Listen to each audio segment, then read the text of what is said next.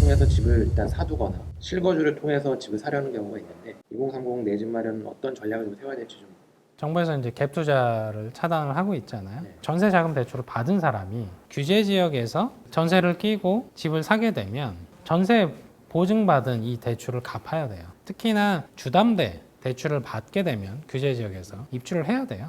그런 요건들 고려했을 때 사실은 갭 투자하기에 원활한 환경은 아니다. 서울에서의 대출을 받게 되면 전체 집값의 40% 수준 혹은 실수요자면 50% 수준까지 가능하기도 합니다. 그래서 사실 대출이 많이 안 나와요. 요새는 원리금을 같이 갚아나가는 구조니까 소득 대비 3분의 1 정도가 집과 관련해서 나가는 돈으로 커버를 하셔야 나머지 3분의 2를 가지고 이제 본인의 생활을 할 수가 있는 거죠.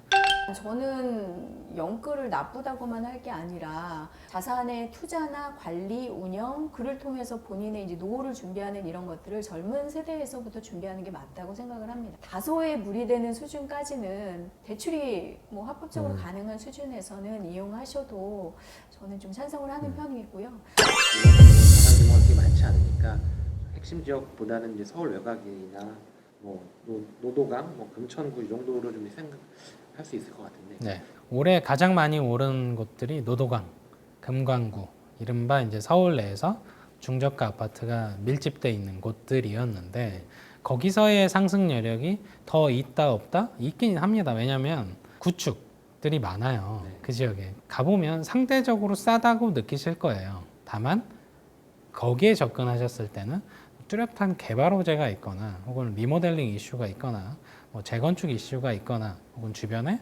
교통 개선 요건이 있거나 이런 특별한 호재 요인이 있지 않으면 현금 유동성을 피해를 주죠. 구축을 사시거나 나홀로 아파트를 사시게 되면 이걸 내가 팔고 싶을 때 과연 내가 원하는 가격에 팔 수 있겠냐. 특히나 빌라, 비아파트, 다세대 이런 거 접근하시는 경우에는 특히나 유동성, 부동성이 강해요. 뭐 어떻게 보면 남양주 왕숙 같은 곳들은 3기 신도시의 하나인데 3기 신도시는 사실은 말이 3기 신도시지 서울 접근성이 30분 이내로 다 만들어 놓은 곳들이에요. GTX 노선이 원활하게 추진돼서 개통이 된다면 사실은 그 지역 전체가 완전히 달라질 수 있는 그런 호재가 되는 거죠.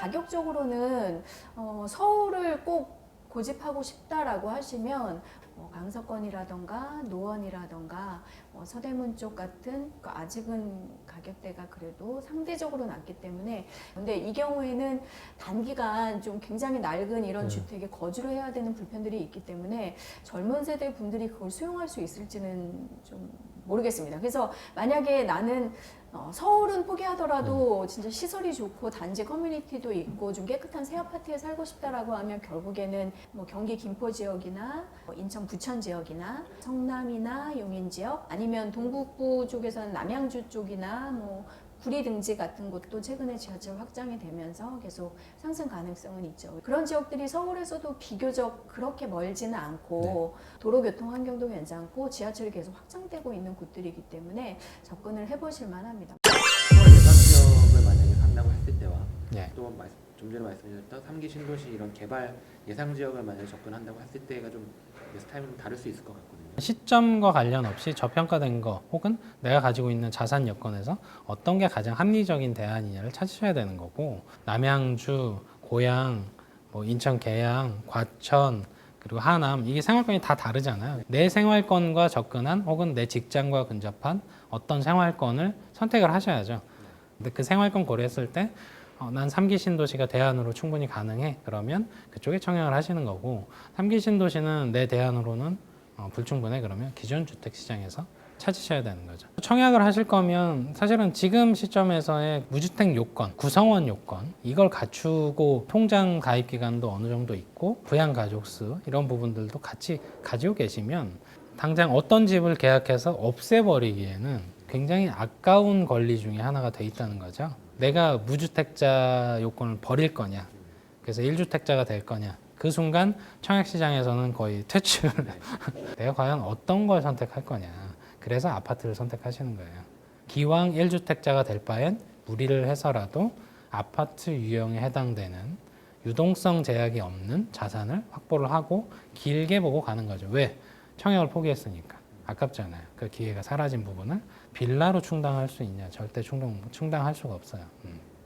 기존 주택으로 매입을 한다 그러면 단기적으로는 21년 상반기에 고가시장 중심으로 가격 조정이 시작되면서 하향식으로 가격이 좀 안정될 수 있는 기회를 노려보시면 좋지 않을까 싶은데 내년 상반기에 가격 조정 이슈가 좀 있더라도 전세시장 불안 때문에 사실상 그렇게 가격이 원하는 만큼 떨어지지는 않으실 수도 있을 것 같아요. 청약이나 아니면 신규 공공 임대나 뭐 이런 것들 상황을 좀 지켜보시면서 내 집 마련 스케줄을 조금 조정하셔야 될 것 같고요.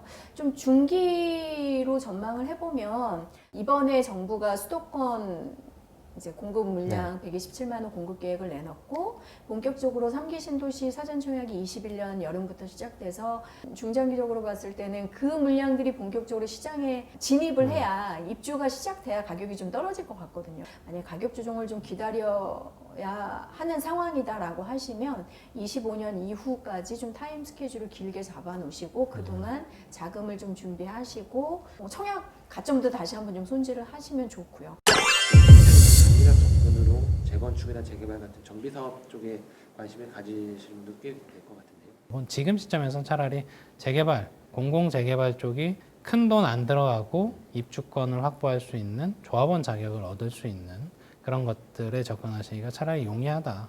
재건축에 들어가게 되면 지금 시점에서 사업 추진이 그렇게 원활하게 되고 있진 않아서 안전진단 통과 자체도 쉽지 않으니까 민간택지에서의 분양가 상한제 조건을 맞추면서 조합원들이 수익률을 확보하는 게 생각보다 쉽지는 않다. 장기간 자금이 묶일 확률이 크죠. 재건축은 도통 언제 시작될지 모르는 것들이 많기 때문에 좀 조심스럽게 접근을 하시는 게 낫다. 예.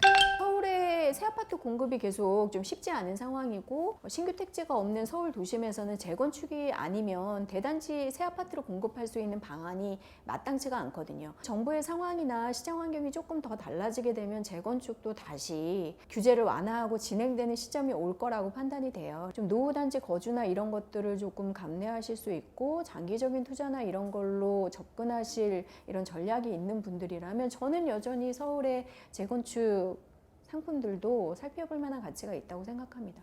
노원 쪽이라던가 강서라던가 뭐 양천이라던가 아직 노후 재건축 대상 단지들이 몰려있는 대표적인 아파트 지구들 이런 데들은 좀 살펴보실 만합니다.